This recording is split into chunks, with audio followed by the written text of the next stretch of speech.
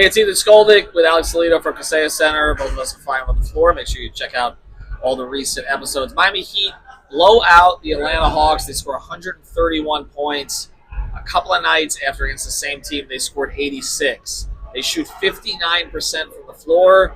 A couple of nights after they shot 30% from the floor, again against the same team. The difference tonight, other than the good shooting, they got a couple of really strong bench performances, which they haven't gotten lately.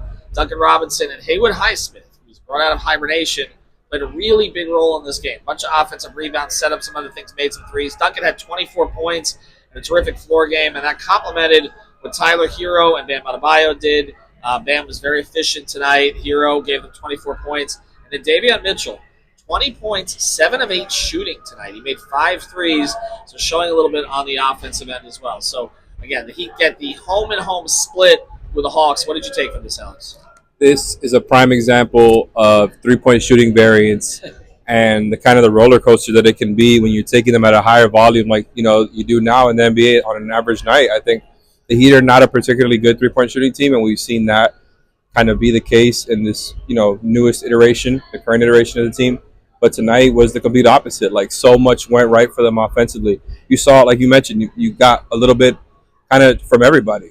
And, I don't know how many more games you're going to see Davion, Haywood, all these guys be going at the same time, right? Like, it's very rare. You got a little bit of Bam. You got a lot from Duncan. You got a lot from Tyler, right? Like, this is one of those games where everything went right when it comes to the shooting. Like, I don't think there's going to be another game this season where they hit 23 threes. So not to be a downer, but at the same time, this is what happens. You have maybe the worst offensive performance, and that's not, a low bar. Like, they've had plenty of terrible ones, and that last game was pretty terrible when it comes to the, just the three-point shooting, and you follow it up with the best three-point shooting game of the season. That's a perfect example of, how it goes in the modern NBA now.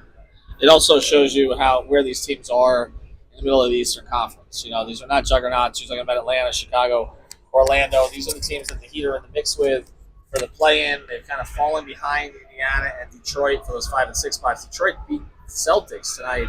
Indiana comes in here Friday. So if you want to see if this is real, I like this rotation, by the way. Rotation is better. Highsmith should be playing. I don't really understand. I know he's struggled at times this season, but he gives them a different kind of energy. I like seeing him with Davion playing, the two of them defensively. And Haywood can make an open three. Again, you're not expecting him to do too much. So I liked him back in the rotation. Again, no Rozier.